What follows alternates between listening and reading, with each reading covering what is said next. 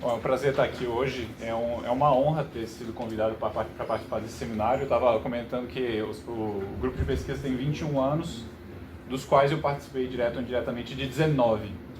Então, já tenho uma certa história com o trabalho que é feito aqui. E foi um trabalho que moldou um pouco da minha trajetória acadêmica. Bom, vamos ao texto. Eu vou fazer uma coisa que eu não costumo fazer, que é ler o texto. Acho que é a primeira vez que eu leio um texto num seminário. Então vamos ver como é que vai funcionar. Bom, a filosofia analítica da religião dos últimos 70 anos se ocupou principalmente da crença religiosa. Perguntas a respeito do status epistêmico desse tipo de crenças, como seria a crença em Deus justificada, racional, poderia vir a ser conhecimento, foram objeto de investigação de clássicos contemporâneos, como A Existência de Deus, de Richard Swinburne, Crença Cristã Avalizada, de Alvin Plantinga, Percebendo Deus, de William Alston, e do The Miracle of Theism, do J.L. Mackie. Destes é o único que não tem tradução em português, né? The Miracle of Theism. Para o homem religioso, no entanto, mais do que a crença, é a fé que determina a sua prática e orienta a sua vida. A fé é muitas vezes descrita como a condição e o meio para a salvação, abre aspas, porque pela graça vocês são salvos mediante a fé, é o que diz a epístola aos Efésios 2:8. Sem fé é impossível agradar a Deus, é o que diz a epístola aos Hebreus 11:6. O justo viverá pela sua fé, é o que diz o livro do profeta Abacuque 2:4. E também se alega que a realização de milagres e sinais é dependente da existência da fé. No Novo Testamento, muitos milagres de Jesus eram atribuídos, ao menos em parte, à fé dos envolvidos. Tua fé te curou, teria dito Jesus em múltiplas ocasiões de cura. Apesar disso, o tópico da fé, em contraste com o da crença, passou ao largo das principais discussões contemporâneas.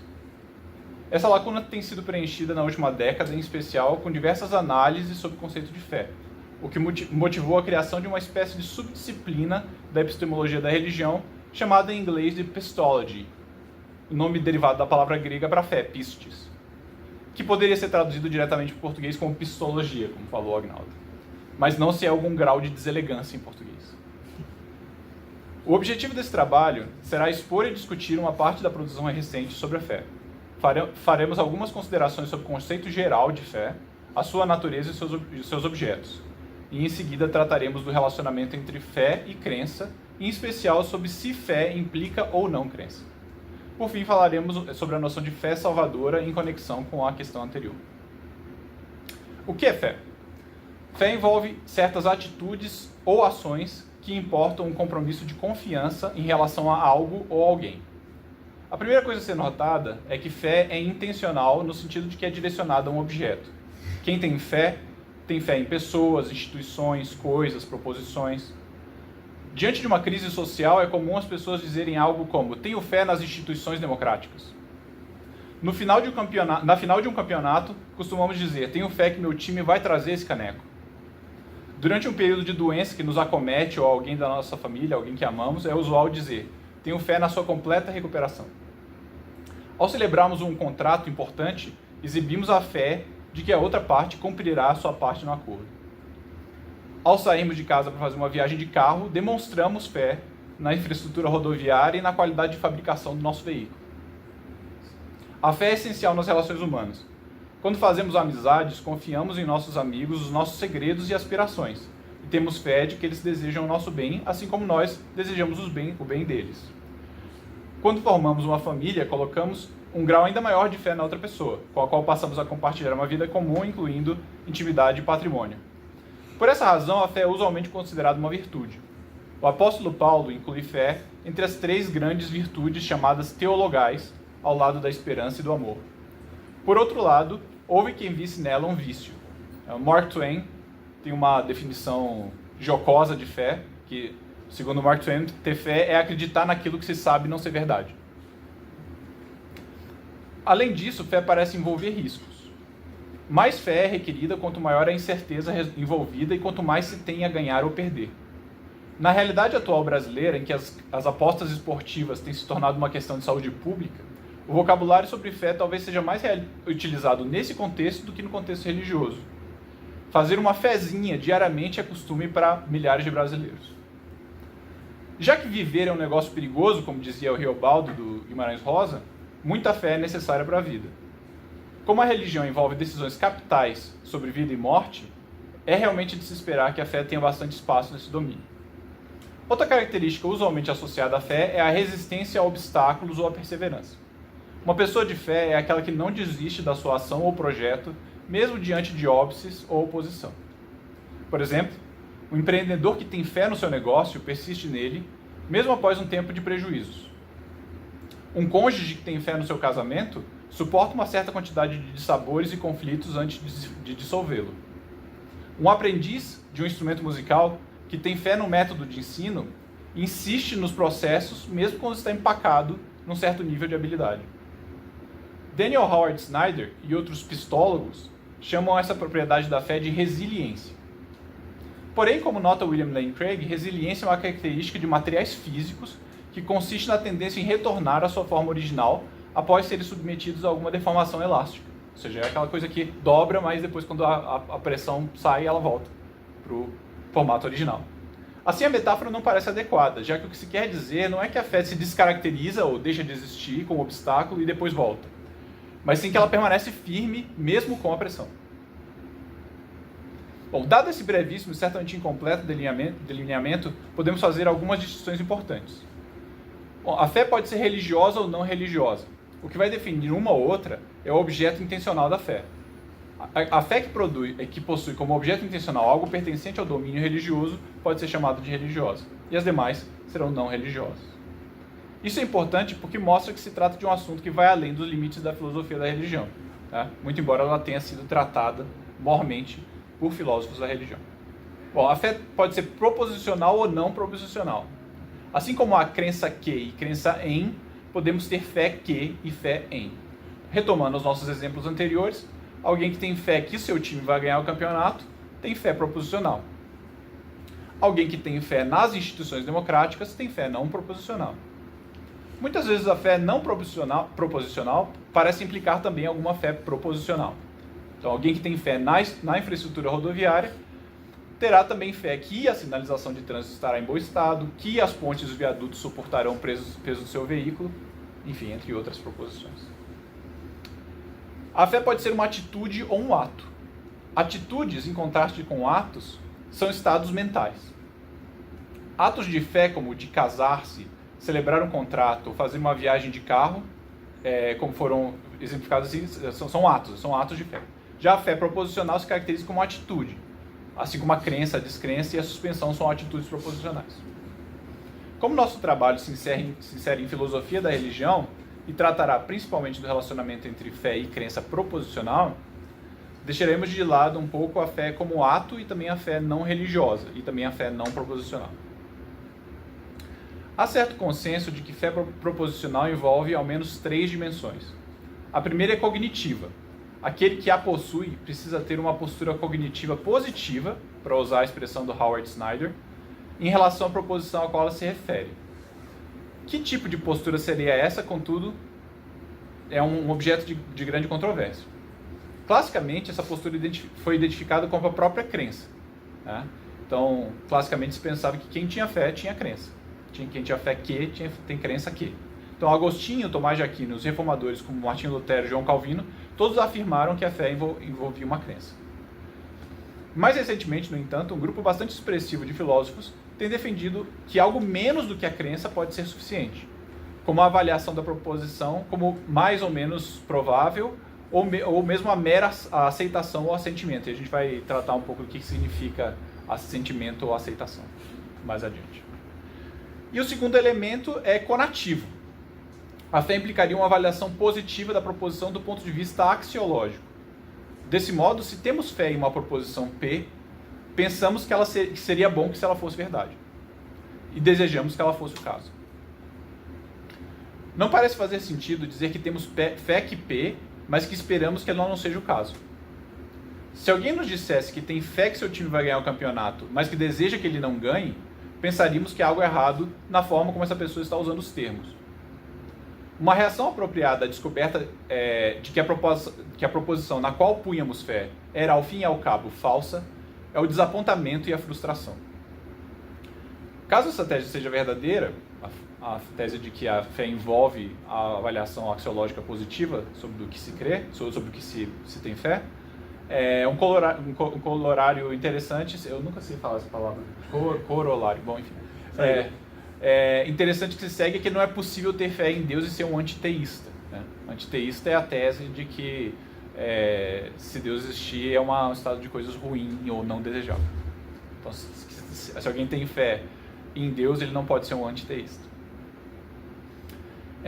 Apesar de essa segunda dimensão ser quase consensual nos debates recentes, ou seja, a maioria das pessoas, dos filósofos que tratam sobre o assunto hoje em dia acham que é preciso uma avaliação positiva daquilo que se tem fé, há quem a desafie, e não seria filosofia se não houvesse alguém contra. Phelan Malcolm e Michael Scott argumentaram que, ao menos em algumas ocasiões, parece ser possível ter fé em algo e desejar que ela não seja o caso. Considere, por exemplo, o caso do conferencista despreparado. Esse nome foi eu que dei, o caso do conferencista despreparado, mas o exemplo é deles. Um certo conferencista viaja para uma outra cidade para apresentar um trabalho. Mas por conta das numerosas e demandantes atividades da vida docente, ele não consegue aprontar a sua apresentação. E eu tenho certeza que nada disso jamais aconteceu a nenhum de vocês. Chegarem numa conferência com a apresentação pela metade. O seu voo chega na cidade em que se dará a conferência com um tempo bastante apertado entre o desembarque e a hora marcada para o começo da sua apresentação. E um amigo dele que mora na cidade fica de pegá-lo no aeroporto e levá-lo ao local marcado para o evento. Nesse caso, o conferencista despreparado pode ao mesmo tempo ter fé que seu amigo irá buscá-lo no aeroporto, a tempo de fazer a apresentação, e também desejar que ele não apareça, já que isso lhe daria uma bela desculpa para não passar vergonha na sua apresentação. Aqui, inclusive, o conferencista pode ser ambivalente em relação à eventualidade do não comparecimento do amigo. Ele pode ficar desapontado pela quebra de confiança, mas aliviado com o resultado de não ter de se apresentar.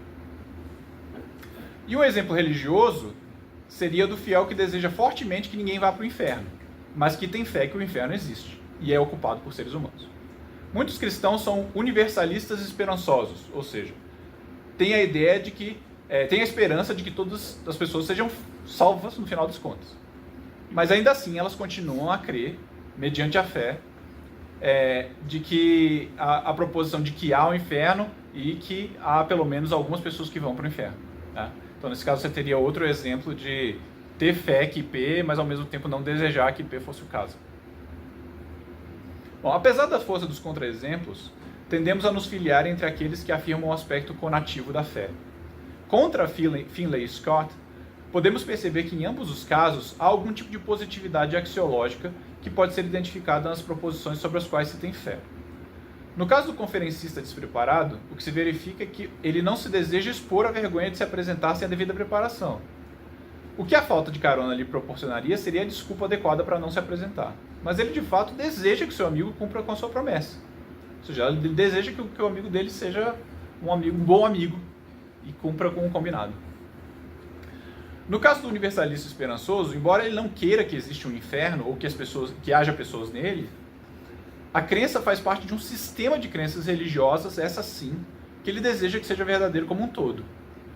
Em outras palavras, ele não consegue perceber como seria bom que houvesse um inferno, mas crê que se fosse o caso que haja um Deus justo e bondoso e esse Deus mande pessoas para o inferno, então que as pessoas vão para o inferno seria um bom estado de coisas. Em outras palavras, ainda que ele tenha um desejo de primeira ordem contrária ao conteúdo da proposição, ele tem uma avaliação axiológica positiva de segunda ordem em relação a ela. Bom, então nesse caso eu concordo com a maioria e discordo do Scott e o Malcolm. A necessidade de avaliação axiológica positiva como requisito para a fé parece também ser atestada pela Bíblia. Na carta de Tiago, capítulo 2, ao discutir o tema, o autor do livro canônico contrasta a fé verdadeira com mera crença e utiliza sua tese, ilustra sua tese com a situação dos demônios. Aí abro aspas, cresces tu que Deus é um só? Fazes bem, até os demônios creem e tremem. A crença demoníaca na existência de um Deus único não constitui fé, porque eles não possuem uma avaliação favorável da proposição. Da perspectiva deles, melhor seria que isso não fosse o caso. Por fim, O terceiro aspecto diria respeito à característica da resistência ou da perseverança. Quando se trata de fé proposicional, a resistência se manifestaria como firmeza, mesmo diante de evidência contrária. Enquanto a regra padrão em epistemologia é proporcionar a confiança da crença à quantidade de evidência disponível, a fé subverteria essa lógica, proporcionando a manutenção de confiança mesmo na presença de razões que tornariam a crença menos provável. É nesse ponto em que se torna discutível se trataria de fato de uma virtude do ponto de vista epistêmico. Como distinguir o compromisso engendrado pela fé de mera obstinação, teimosia e dogmatismo vicioso? Mas sim, essa é uma questão interessante, mas que não vai ser abordada. A gente, nessa parte da pesquisa eu não vou abordar diretamente a justificação da fé, mas a natureza da fé. A principal controvérsia quanto à fé proposicional, no entanto, diz respeito ao relacionamento entre a fé e a crença. Aqueles que pensam que necessariamente em fé implica crença são chamados de doxasticistas, é o nome dessa posição. E aqueles que pensam que é possível fé sem crença são chamados de não doxasticistas. Como já mencionamos, relata-se que a ortodoxia filosófica até o início deste século era o doxasticismo. Com efeito, Agostinho, Tomás de Aquino, os reformadores e até os filósofos do iluminismo como Locke caracterizaram a fé como a crença no testemunho da revelação divina. Ou seja, fé é um tipo de crença. Odiernamente, Alvin Plantinga também defende que fé, mais ainda do que crença, é conhecimento firme e certo, derivado do testemunho interno do Espírito Santo. Essa ortodoxia, no entanto, sofreu uma reviravolta nas últimas décadas. O trabalho seminal nessa mudança foi um artigo de William Alston, intitulado Belief, Acceptance and Religious Faith. Nele, Alston descreve a diferença entre aceitação e crença, e argumenta que a aceitação é suficiente para a fé. Mas qual seria essa diferença? A principal diferença é a de que a crença é acompanhada do sentimento de que a proposição crida é verdadeira, enquanto a ação envolve meramente tratar a proposição objeto como se ela fosse verdadeira para todos os efeitos, inclusive afirmando a sua veracidade e usando-a como premissa em argumentos, mesmo que não haja o sentimento de que ela é verdadeira. Autores diferentes usam palavras diferentes para designar o que Alston chama de aceitação. Então, Schellenberg fala de assentimento, Swinburne fala de assunção, Bouchard fala de aquiescência, mas todos eles têm em mente algo semelhante. De modo que, daqui para frente, a gente vai seguir a denominação austoniana. Como se trata de um campo novo, relativamente novo, então não existe ainda muita conformidade terminológica, né? Então, segundo Alston, outra importante diferença entre aceitação e crença é de que a primeira, a aceitação, é voluntária, enquanto a segunda não.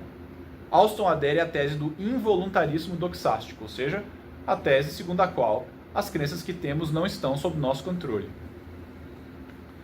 Isso acaba por se tornar um argumento em favor do não doxasticismo da seguinte maneira: se a fé é uma virtude e ela é requerida dos seres humanos por Deus para a salvação, pelo princípio do dever implica poder, deve ser possível a cada um dos seres humanos ter fé. Contudo, se a crença que não está sob nosso controle é condição necessária da fé, então não será possível aos seres humanos fazer com que eles mesmos tenham fé. Ou seja, não está sob controle deles, eles não podem. Logo, a crença não é condição necessária da fé. Por outro lado, a aceitação por ser voluntária permitiria a manutenção da tese da fé como virtude e como obrigação. Outro argumento avançado por Alston em favor da aceitação é o de que ela permitiria ampliar o âmbito de aplicação do conceito de fé, para incluir pessoas que foram religiosamente comprometidas, ou seja, viveram uma vida religiosamente engajada, mas que por causa da constante exposição a dúvidas sobre a veracidade das proposições religiosas, não foram capazes de chegar a ter qualquer tipo de convicção a respeito. E aí o Alston cita o caso do T.S. Eliot. O T.S. Eliot foi um poeta modernista inglês, anglicano, mas que sempre expressava certas reservas psicológicas à convicção. Ele era um crente relutante, talvez, ou um fiel relutante. E ele também cita os casos dos contemporâneos dele, os filósofos Jeff Jordan e William Wainwright, que também afirmam algo semelhante em relação a eles mesmos. Tá? Bom, o que dizer sobre esses argumentos? Sobre a questão da voluntariedade, é preciso ter em mente que o involuntarismo doxástico total, como que parece ser advogado por Alston, é uma tese extremamente controversa. Por mais que não tenhamos controle direto sobre uma grande quantidade de crenças, como a maioria daquelas resultantes do uso da nossa percepção sensorial ou da intuição matemática, é ao menos razoável dizer que possuímos controle, ao menos indireto, sobre a formação das nossas crenças. A negação total do controle voluntário, associada à regra do dever implica poder, ameaçaria a própria existência da epistemologia enquanto reflexão normativa sobre aquilo no que acreditamos e aquilo que podemos conhecer. Outro argumento a favor do não doxasticismo foi proposto pelo Robert Aldi, né? E ele argumentou assim: se o doxasticismo for verdadeiro, então a fé, assim como crença, teria que ser avaliada pelo valor da verdade da proposição sobre a qual ela recai, né? Segundo ele, quando cremos que P e P se mostra falsa, dizemos que estávamos enganados quanto a P e que a nossa crença era falsa. Agora, quando temos fé em P e descobrimos que P é falsa, não dizemos que temos uma fé falsa ou que nos enganamos, mas que nossa fé estava mal posta, né? E que por isso estamos desapontados. Enquanto a análise do que costumamos, de como costumamos usar a linguagem, o argumento de Aldi vai bem. Mas pensamos que a única coisa que ela faz é mostrar que crença e fé não são a mesma coisa. Apesar de ser verdade que não dizemos usualmente que uma fé se provou falsa, o critério para dizermos se a fé foi mal posta ou bem posta é justamente a verdade da proposição sobre a qual ela dizia respeito. Isso significa que a fé, assim como a crença, é avaliada conforme a verdade, sim. A diferença na forma como falamos sobre uma e outra está relacionada aos fatores envolvidos na fé, mas não na crença, como a firmeza, no compromisso ou a avaliação axiologicamente positiva. Malcolm e Scott, a propósito, apontam que se falarmos que alguém cria apaixonadamente em P ou estava totalmente convencido que P, também poderíamos dizer que eles tinham uma convicção mal posta e que eles estavam decepcionados caso eles viessem a descobrir que P é falso. Mas nos dois casos se trata de um caso de crença, né? Um argumento usado recorrentemente contra o doxasticismo é o argumento da dúvida. Segundo McColgan, a fé não é claramente incompatível com um persistente senso de incerteza, com as noites escuras da alma, com o sentimento difuso da ocultação de Deus. Se uma fé profunda, sincera e de todo coração pode coexistir com a dúvida na experiência vivida de muitas pessoas religiosamente comprometidas, e pode fazê-lo de modo relativamente estável, apesar das flutuações no nível de confiança, certamente este é um fato que qualquer explicação adequada da fé deve ser capaz de acomodar. Modelos doxasticistas defendem a fé de modo a excluir as dúvidas significativas. No entanto, parece que a fé é compatível com a dúvida de uma maneira ou em uma medida que a crença não é. Então aqui é um argumento curioso, né? Porque geralmente a gente tende a achar que dúvida e fé são opostos, e o McColgan está querendo dizer que, na verdade, a dúvida é compatível com a fé de modo que a crença não é. Então o McColgan levanta para fortalecer a sua tese o exemplo de Madre Teresa de Calcutá, tida como um exemplar de fé, mas que nos seus diários pessoais expressou insistentes dúvidas sobre a própria existência de Deus. Eis um trecho dos seus diários que o McColgan reproduz. Na minha alma, Madre Teresa, na minha alma sinto justamente aquela terrível dor da perda, de Deus não me querer, de Deus não ser Deus, de Deus não existir de fato.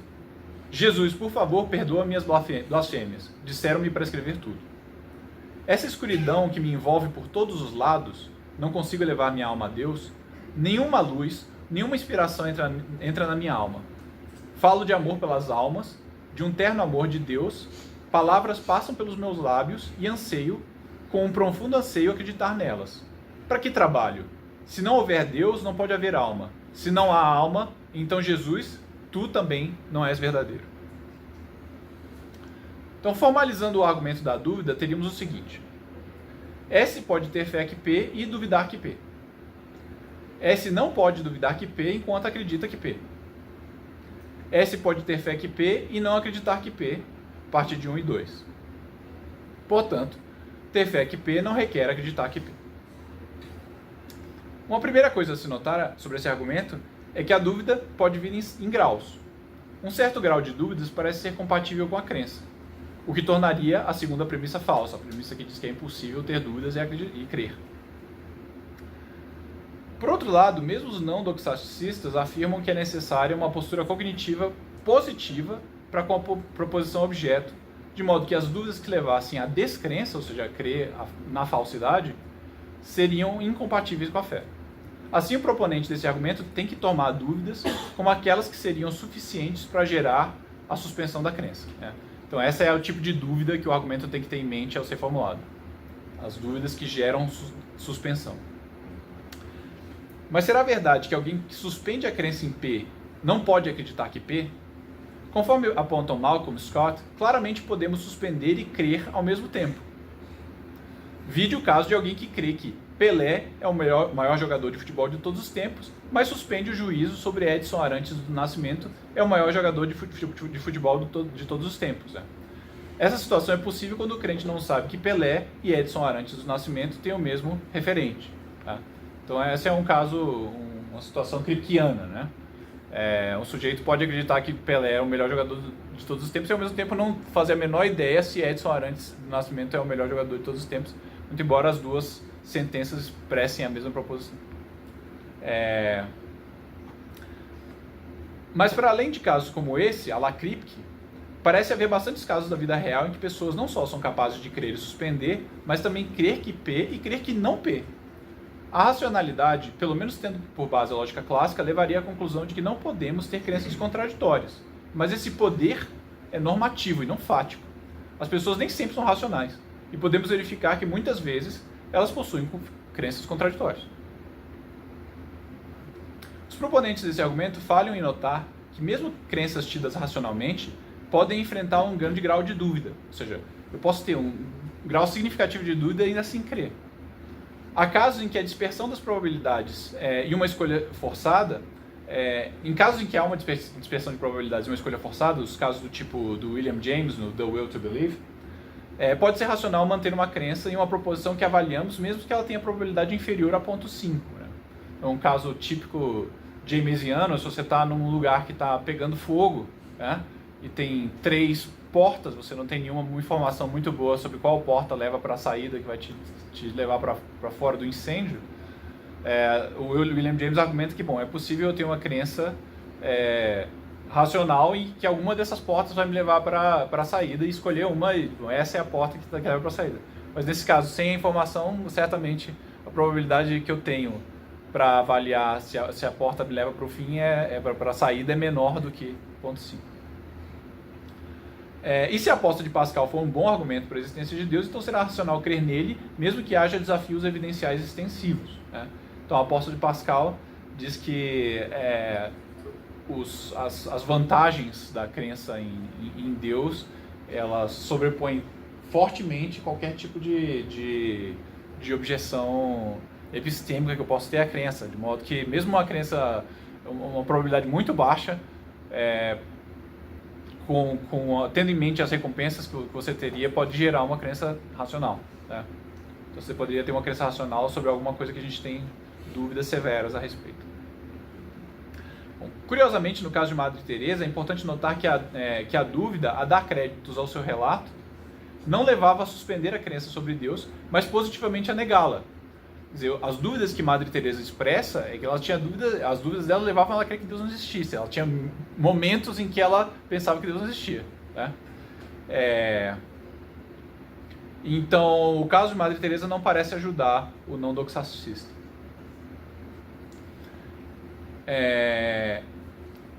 O que casos como o de Madre Teresa parecem mostrar é que mesmo pessoas que têm fé e que são exemplares de fé podem passar por crises de fé e perder a fé por alguns momentos e depois retomá-las.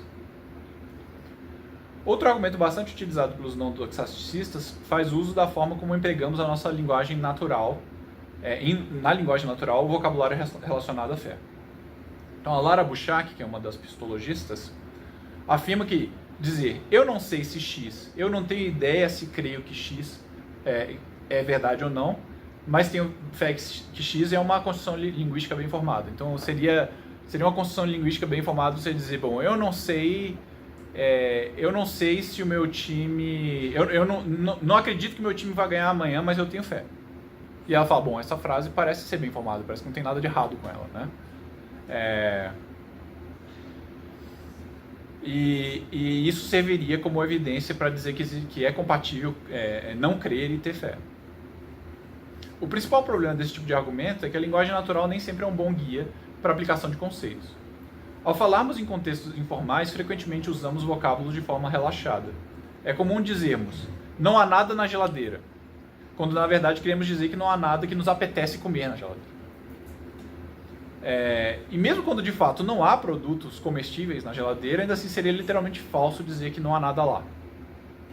É muito comum que os alunos de uma sala de aula de epistemologia digam algo como o conhecimento dos povos antigos a respeito da posição da Terra no universo se provou falso. Quando na verdade é uma posição relativamente pacífica em filosofia que o conhecimento implica a verdade da proposição conhecida. De modo que é impossível um conhecimento se provar falso. A frase, no entanto, não soa imediatamente infeliz para um ouvido não treinado. A mesma coisa se pode dizer de frases como o meu copo d'água não contém H2O, quando na verdade é metafisicamente necessário que um copo de água contenha H2O. Então todas essas são expressões felizes sobre impossibilidades metafísicas. Em suma, nenhum dos principais argumentos contemporâneos a favor do não-doxasticismo é convincente. Mas será que há algum argumento a favor do doxasticismo que seja convincente? Malcolm Scott defendem que o não-doxasticismo levaria ao que eles chamam de o problema do endosso sincero. Eles chamam de o problema do endosso sincero, eles deveriam chamar de o problema do endosso insincero, mas enfim, vamos perceber por quê. Quando afirmamos uma proposição, queremos dizer que, salvo a existência de algum contexto especial, acreditamos nela. Então, quando a gente afirma alguma coisa, fora um contexto especial, isso é tomado como, bom, o sujeito acredita no que ele está falando. Né? Um filósofo da linguagem bastante proeminente, o Kent Bach, propõe que é uma regra geral da linguagem a seguinte: ao afirmar que P, o falante deve crer que P. E essa é uma regra bem aceita entre os filósofos da linguagem. Na verdade, quem a contesta, como é o caso do Timothy Williamson, o faz por defender um critério mais estrito. Então, o Tim Williamson acha que o critério adequado para a afirmação é o seguinte: ao afirmar que P, o falante deve saber que P. Um contexto que constituiria exceção a essa regra, a regra de afirmação, da asserção do Kent Bach, é o caso da ficção. Então, se você está num contexto em que você está tratando claramente de ficção, você pode dizer, né? Você pode dizer que Sherlock Holmes morava na Baker Street, né? Muito embora ninguém chamado Sherlock Holmes jamais tenha morado na Baker Street. Tá? E a violação à regra da asserção constituiria um ato de insinceridade. Né? E a insinceridade tem espécies. Né? Uma delas, talvez a mais famosa, é a mentira. Mas nem todo ato de insinceridade é mentira. Agora, como dissemos acima, quem aceita uma proposição se comporta como se ela fosse verdadeira, mesmo sem nela crer, inclusive afirmando-a e usando-a como premissa em argumentos. Assim, a fé não doxástica levaria necessariamente a atos de insinceridade com respeito às proposições afirmadas. Nas religiões, frequentemente se exige do fiel a afirmação de certas proposições sobre a existência de Deus, sobre a salvação ou sobre a situação dos seres humanos. A pessoa que não acredita e afirma estaria sendo insincero com relação ao credo. Alston, já em seu artigo de 1996, esse artigo que é o artigo seminal nessa questão, já havia percebido que sua posição tinha essa consequência. Mas, à época, procurou respondê-la afirmando que os credos não exigem crença proposicional. E aí ele dá como exemplo o credo apostólico. O credo apostólico, por exemplo, fala em crença em Deus, crença em Jesus, crença no Espírito. Então, na verdade, para o Alston, isso seria crença pessoal e não crença proposicional, portanto, não haveria nenhum ato de insinceridade em afirmar o credo. Essa saída não parece ser satisfatória, porque o credo, embora fale em crença em, claramente acarreta em crença que. Isso fica claro nas especificações ligadas às pessoas do Pai e de Jesus Cristo. Quando se diz, abre aspas, não é incompatível, contudo, com o caráter totalizante e último da religião. Como Scott e Malcolm afirmam, fé de faz de conta não é fé, assim como amor de faz de conta não é amor. Portanto, dada essa exploração bem ligeira, nos parece que o doxasticismo é a melhor opção para figurar no elemento cognitivo da fé proposicional. Bom, essa é a controvérsia mais importante da psicologia recente. É uma controvérsia que eu procurei situar e me posicionar, mas é claro, há muito mais que pode ser dito. Então, não tome muito a peito todas essas argumentações como se fossem definitivas, né? E eu tenho uma exploração final sobre fé salvadora, mas eu acho que é bom a gente deixar para outra ocasião. Sim. Porque tem... Bom, essa exploração final, na verdade, lidaria com a ideia de que, embora a fé de um modo geral, mesmo se for possível, se você for um não-doxasticista em relação à fé de um modo geral, a fé não necessariamente religiosa, é possível que a fé dentro de certos sistemas religiosos exija a crença. E aí a argumentação seria para dizer que o cristianismo envolve, em algum momento, fé no sentido de fé doxástica proposicional, de que se creia, de fato, em certas proposições. Mas enfim. Muito obrigado, Rodrigo.